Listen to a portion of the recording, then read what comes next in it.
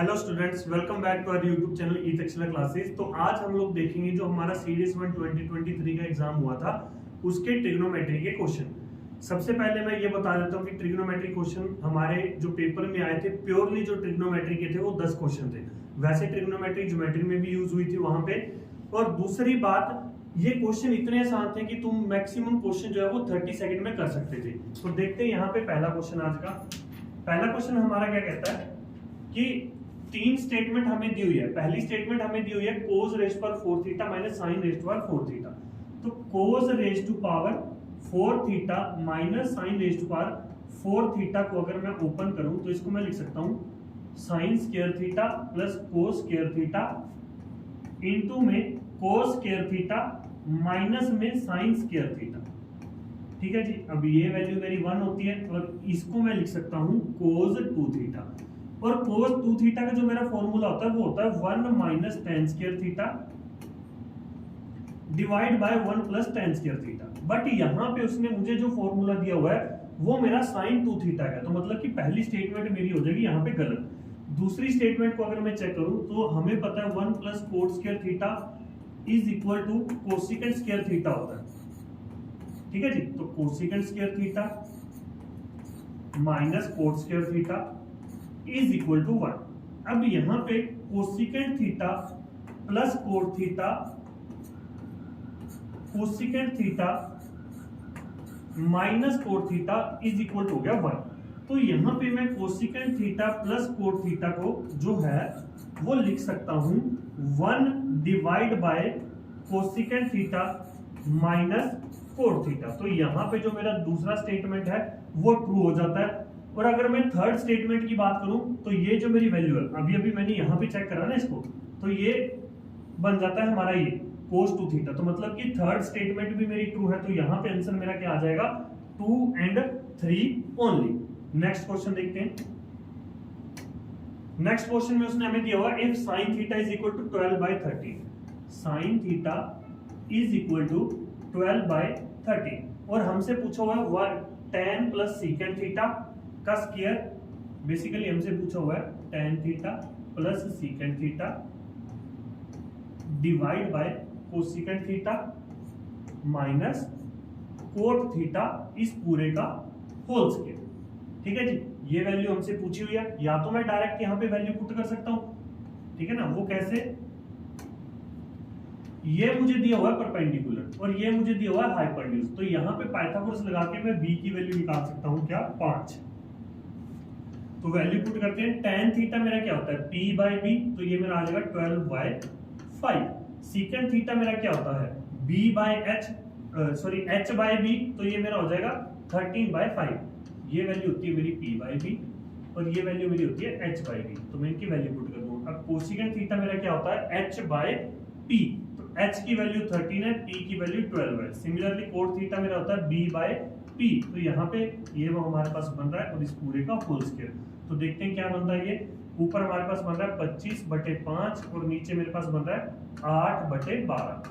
तो कट के कितना बन गया ये 5, ये 2, ये 3, तो 3 ऊपर चला गया, 2 इसके साथ मल्टीप्लाई हो गया, तो मेरे पास आ गया 15/4 का, सॉरी 15/2 का होल स्क्वायर। तो ये मेरा क्या बन जाएगा 225/4। तो मेरा आंसर क्या आ जाएगा यहाँ पे ऑप्शन डी। ठीक है जी। तो यहाँ पे इस क्वेश्चन का भी आंसर आ गया हमारे पास। नेक्स्ट क्वेश्चन देखते हैं। नेक्स्ट क्वेश्चन में हमें क्या बोला उसने, इफ tan रेस्ट पर 8 थीटा प्लस cot रेस्ट पर 8 theta is equal to m, then what is tan theta plus cot theta. मुझे यहाँ पे tan रेस्ट पर 8 थीटा प्लस cot रेस्ट पर 8 थीटा दिया हुआ है और ये दिया हुआ है मुझे इक्वल टू m के। ठीक है ना। अगर मैं यहाँ पे +2 कर दूं और इधर भी मैं +2 कर दूं, अगर मैं यहाँ पे +2 कर दूं उधर भी +2 कर दूं, क्योंकि +2 के साथ मल्टीप्लाई हो रहा है 1 और 1 को मैं लिख सकता हूं tan थीटा मल्टीप्लाई में cot थीटा।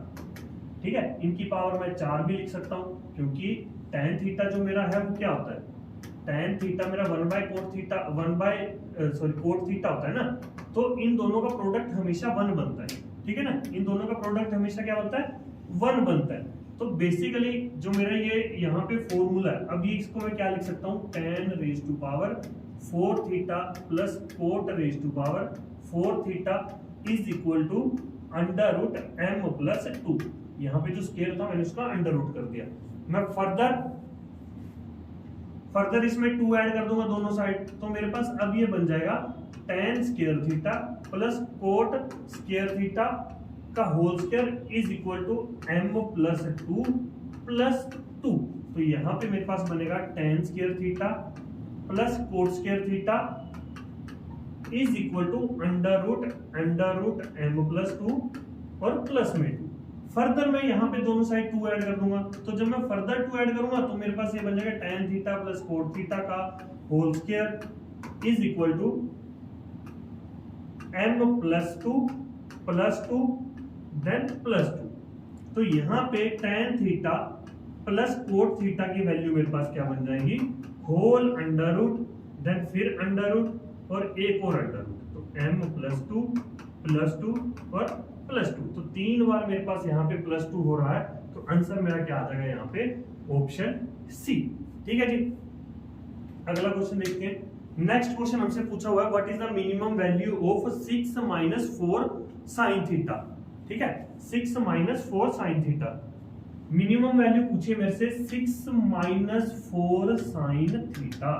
देखो इस फंक्शन की अगर मैं इसको fx लेता हूं, इस फंक्शन की जो वैल्यू चेंज हो रही है वो ये साइन थीटा की वजह से हो रही है, या ये मान लो ये 4 साइन थीटा की वजह से हो रही है। तो मुझे यहाँ पे देखने को क्या मिल रहा है कि 6 में कुछ ना कुछ माइनस हो रहा है। अगर मुझे मिनिमम वैल्यू चाहिए तो मुझे ये जो है वो मैक्सिमम पुट करना पड़ेगा ना, और साइन थीटा की मैक्सिमम वैल्यू होती है 1, तो 4 इंटू 1, तो मेरे पास क्या बन जाएगा, ये 6 माइनस 4 इज इक्वल टू 2। तो मेरा आंसर क्या आ जाएगा यहाँ पे, ऑप्शन बी। ठीक है जी, नेक्स्ट क्वेश्चन देखते हैं। What is the value of x that satisfy this equation. अब यहाँ पे इनकी वैल्यू पुट कर देते हैं, 4 cos square 30, 4 cos square 30, cos square 30 मेरा बन जाएगा 3/4 प्लस में 2x sin 30 मेरा होता है 1/2 माइनस में cot स्क्वायर 30, cot स्क्वायर 30 मेरा हो जाता है 3 माइनस में 6 इंटू 10 15 और 75। देखो एक फॉर्मूला मैंने बताया था कि tan a into tan b हमारा 1 होता है, कब, जब a प्लस b मेरा क्या हो 90 डिग्री। तो वहां पे ये मुझे 15 डिग्री दिया हुआ है और ये मुझे 75 डिग्री दिया हुआ है, तो 15 और 75 90 हो गया, तो मतलब कि tan a into tan b मेरा कितना बन गया 1। तो यहाँ पे आ जाएगा 6, तो ये 2 कट गया और इज इक्वल टू मुझे दिया हुआ है ये 0 के, और यहाँ पे ये कट गया, तो 3 plus x minus 3 minus 6 is equal to 0। 3 से 3 गया, तो x की वैल्यू मेरे पास आ गई 6। तो यहाँ पे आंसर मेरा क्या आ जाएगा, ऑप्शन डी। ठीक है जी, नेक्स्ट क्वेश्चन देखते हैं। नेक्स्ट क्वेश्चन हमारे पास क्या है, what is the value of cos square 32 plus cos square 58। अब cos स्क्वायर जो 32 है इसको मैं sin स्क्वायर 58 भी तो लिख सकता हूं, तो यहां पे मेरा क्या बन जाएगा, sin स्क्वायर 58 प्लस में cos square 58 divide by secant square 50 minus cot square 40। अब यहां पे जो मेरा कोट स्क्वायर 40 है इसको मैं tan स्क्वायर 50 भी लिख सकता हूं, तो मेरे पास बन गया secant square 50 minus tan square 50। ठीक है जी, अब ये वैल्यू भी ऊपर वाली जो मेरी वैल्यू है इसका रिजल्ट भी 1 होता है, और जो ये नीचे वाली वैल्यू है इसका रिजल्ट भी क्या होता है 1। तो मेरे पास ये बन गया 1 पूरा, 1 प्लस में 4 इंटू वही फॉर्मूला जो अभी अभी मैंने पीछे करवाया, ये कि tan a tan b मेरा 1 होता है जब a प्लस b 90 हो जाता है। ठीक है, तो यहाँ पे चेक करो, tan 13 और 77 ये मिलके 90 बना रहे हैं, tan 13 और 77 ये मिलके 90 बना रहे हैं, तो इसका 1 बन जाएगा। tan 37 और 53 मिलके 90 बना रहे हैं, तो इसका भी 1 बन जाएगा। तो मेरे पास आंसर क्या आ जाएगा, 1 plus 4 is equal to 5। Option D is the right answer here. Next question देखते हैं। अब यहां पे मेरे पास ये बन रहा है 1 plus cos theta 1 minus cos theta, ये मेरा बन जाएगा 1 minus sine 1 minus cos square theta, 1 plus cot square theta उसने दिया हुआ है और मेरे पास बन जाएगा 1 माइनस कोस स्क्वायर थीटा। अब ये मेरा होता है कोसिकेंट स्क्वायर थीटा और ये मेरा होता है साइन स्क्वायर थीटा। तो कोसिकेंट स्क्वायर थीटा इंटू में साइन स्क्वायर थीटा, ये तो बन गया मेरा 1। Similarly 1 plus tan square theta दिया हुआ है और जो दूसरी वैल्यू दी हुई है वो मेरा बन जाएगा 1 minus sine square theta.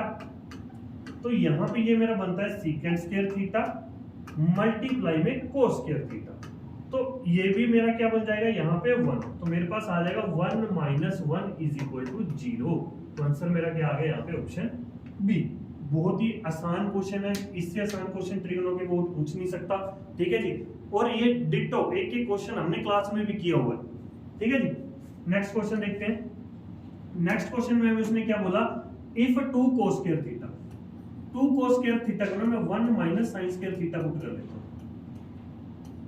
Plus sin theta minus 2 is equal to 0। अब यहां पे ना sin थीटा को तुम x पुट कर दो तो ये मेरा क्या बन गया 2 1 माइनस x स्क्वायर प्लस में x minus 2 is equal to 0। तो मेरे पास ये बन गया 2 minus 2x square plus x minus 2 is equal to 0। तो यहाँ पे 2 से 2 कट गया। तो मेरे पास यहाँ पे क्या आ रहा है, x अगर मैं कॉमन ले लूं तो मेरे पास ये बन रहा है minus 2x plus 1 is equal to 0। तो x की दो वैल्यू आ गई है, x इज इक्वल टू 0 और x इज इक्वल टू 1/2। अब उसने जो मुझे रेंज दे रखी है वो ये दी हुई है। रेंज मुझे उसने बोला कि 0 से ग्रेटर होना चाहिए और इक्वल टू π/2 हो सकता है। अब 0 से ग्रेटर होना चाहिए तो मतलब कि 0 वैल्यू मेरी नहीं बन सकती। तो साइन थीटा की जो मेरी वैल्यू बन रही है वो बन रही है हाफ, और हाफ ही होता है π/6 पे। तो आंसर मेरा क्या आ जाएगा ऑप्शन ए। ठीक है जी। अगला क्वेश्चन देखते हैं। अब नेक्स्ट क्वेश्चन में वो बोल रहा है a person on the top of A vertical tower, a person on the top of A vertical tower. मान लो ये मेरा वर्टिकल टावर है, यहां पे कोई पर्सन खड़ा है। Observes a car moving at a uniform speed. Observes a car moving at a uniform speed coming directly towards it. मतलब कि मान लो यहां कहीं पे कोई कार है, वो इसकी तरफ आ रही है, यहां से वो इसको ऑब्जर्व कर रहा है, वो इस साइड आ रही है। 6 मिनट के अंदर अंदर उसने जो अपना एंगल ऑफ डिप्रेशन है वो 30 से 50 कर दिया। ठीक है ना। यहां पे एंगल ऑफ डिप्रेशन मतलब कि मैं अगर यहां पे पेन चेंज करूं तो ये मेरा 30 डिग्री है। कार जब यहां पे पहुंच गई तो ये एंगल मेरा हो गया 45 डिग्री। अब एक चीज चेक करना, अगर मेरा ये 30 डिग्री है तो ये भी 30 डिग्री होगा, और ये अगर मेरा 45 डिग्री है तो ये भी 45 डिग्री होगा। ठीक है ना। अब उसने बोला कि जो ये डिस्टेंस है ना इतना इतना, ये डिस्टेंस उसने 6 मिनट में कवर करा। तो उसके बाद यहां से यहां पहुंचने के लिए, यहां से यहां पहुंचने के लिए उसको कितना टाइम लगेगा। ठीक है ना। यहां से इधर पहुंचने के लिए, इस पॉइंट पे पहुंचने के लिए कितना टाइम लगेगा। चलो कैलकुलेट करते हैं इसको पहले। अब एक चीज यहां पे समझना, मान लो ये जो मेरी लेंथ है वो h है, तो यहां पे मैं tan 45 यूज करके ये जो मेरी लेंथ है ना उसको भी h निकाल सकता हूं। tan 30 का यूज करके जो मेरी ये लेंथ है ये मेरा बन जाएगा √3h। तो यहां पे जो मेरी ये वाली डिस्टेंस बनी वो कितनी बनी, √3 - 1 इंटू में h। अब √3 - 1 इंटू में h ट्रेवल करने के लिए उसको लग रहे हैं 6 मिनट। तो h ट्रेवल के लिए कितना लगेगा, 6/√3 - 1, क्योंकि इसके बाद तो h बच गया ना मेरे पास। अब मुझे ये चेक करना कि ये डिस्टेंस ट्रेवल करने के लिए कितना टाइम लगेगा, तो वो लगेगा इतना। यहां पे मैं इसको कर दूंगा रैशनलाइज। तो मेरे पास ये क्या बन गया 6/2 इंटू में √3 + 1। तो ये कट के बन गया 3। √3 की वैल्यू होती है मेरी 1.714 समथिंग, और इसमें मैं +1 कर दूंगा। तो मेरा जो आंसर बन रहा है यहाँ पे वो ये बन रहा है 3 मल्टीप्लाई में 2.714। इसको मल्टीप्लाई कर देते हैं 3 4 जा 12, 3 1 जा 3 4, 3 7 जा 21, 2 हासिल, 3 2 जा 8, 3 2 जा 6 और 2 8, तो 8.14 समथिंग बन रहा है। तो मेरा जो आंसर आएगा वो 8t जो आएगा वो यहाँ पे आ जाएगा। ठीक है जी, आई होप आपको ये क्वेश्चन भी समझ आया होगा। नेक्स्ट क्वेश्चन देखते हैं। नेक्स्ट क्वेश्चन हमारा क्या कह रहा है, a woman is standing on the deck of a ship which is h meter above the water level. मान लो जो लेडीज है वो यहाँ पे कहीं खड़ी है जो कि h मीटर है सी लेवल से। तो she observe angle of elevation of the top of tower and angle of depression of the base of tower. तो यहां कहीं पे ना कोई टावर है, ठीक है, उसने एक तो ये एंगल ऑफ एलिवेशन ये बना रहा है 60 डिग्री, और एक ये एंगल ऑफ डिप्रेशन उसके फुट का ये बन रहा है मेरा 30 डिग्री। ठीक है जी, तो उसने पूछा कि what is the height of tower. अगर ये मेरा h है तो यहाँ पे ये भी h होगा। ठीक है जी, ये h है तो tan 30 का मैं यूज करके यहाँ पे अपनी ये वैल्यू निकाल सकता हूँ कि √3h है। tan 30 का मैं यूज करके इस ट्रायंगल में tan 30 का मैं यूज करूंगा तो मेरी वैल्यू क्या आ जाएगी, √3h। फिर मैं ये फर्दर ऊपर वाले ट्रायंगल में tan 60 का यूज करूंगा तो मेरी ये जो वैल्यू है वो आ जाएगी 3h। tan 60 का यूज करके अभी मैं थोड़ा और नोटेशन लिख देता हूं। मान लो ये A B C D, तो पहले ट्रायंगल A C D की मैं बात करूं तो tan 30 मेरा जो बनेगा वो क्या बनेगा, DC डिवाइड बाय AC। तो यहाँ पे ये मेरा बन गया 1/√3, DC मेरा h है और AC की वैल्यू मेरे पास क्या आ जाएगी यहाँ पे, AC is equal to √3h। तो यहाँ पे ये √3h आ गया। फिर मैंने क्या करा, ट्रायंगल ABC में tan 60 लगाया तो tan 60 मेरा क्या बनेगा, BC डिवाइड बाय AC। तो tan 60 मेरा होता है √3 और BC बाय √3h। तो BC की जो मेरी वैल्यू है वो बन जाएगी 3h जो कि बना ये। तो टोटल डिस्टेंस हाइट क्या होगी, 3h plus h is equal to 4h। तो मेरा आंसर इस पर्टिकुलर क्वेश्चन का क्या आ जाएगा, 4h। ठीक है जी, तो ये हमारे थे टोटल 10 क्वेश्चन जिसमें से 2 हाइट एंड डिस्टेंस के और 8 ट्रिग्नोमेट्री के। ठीक है जी, बहुत ही आसान क्वेश्चन थे, ऐसा कुछ भी नहीं था कि भाई उन्होंने पता नहीं ट्रिग्नो में क्या ही पूछ लिया। बिल्कुल सीधे सीधे क्वेश्चन पूछे हुए थे, इनमें घबराने वाली कोई बात थी नहीं। मैं उम्मीद करता हूं कि भाई काफी बच्चों ने ये जो क्वेश्चन है वो अटेम्प्ट करके आए होंगे और इन्हीं के बेसिस पे उनका पेपर क्लियर होगा। ठीक है जी, ऐसे ही धीरे धीरे करके अपन टॉपिक वाइज सारा पेपर का एनालिसिस यहाँ पे देखेंगे। तो प्लीज जुड़े रहिएगा हमारे साथ, सब्सक्राइब कीजिएगा ई तक्षशिला क्लासेस को। मिलते हैं नेक्स्ट वीडियो में, तब तक के लिए जय हिंद।